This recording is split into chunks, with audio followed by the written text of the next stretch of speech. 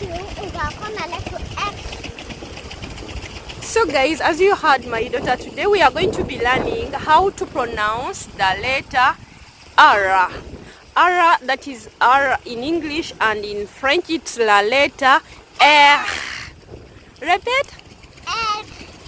So guys, you know French people, they do have this sound like they have something in their neck.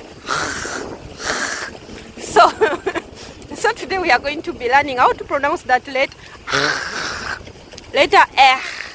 So guys, are you ready? If you're interested, let's go ahead and get started. Ravi. Repeat. Ravi. Encore. Ravi. So guys, as you can hear, my daughter, she has that because as she's born here, she has that ravi. Un autre mot brouillard, c'est grands-parents. Grands-parents et mes grands-parents. So guys, another word where there's R, she said grands-parents.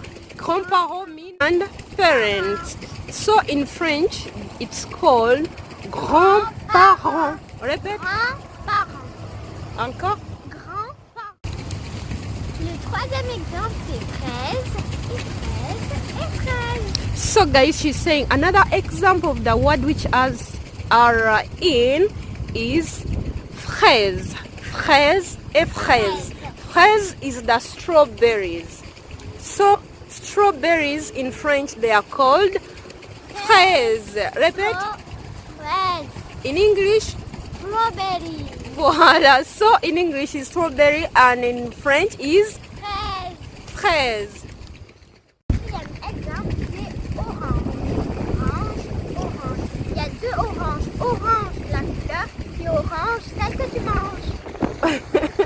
So guys, she's saying the fourth example of the word which has R in is orange.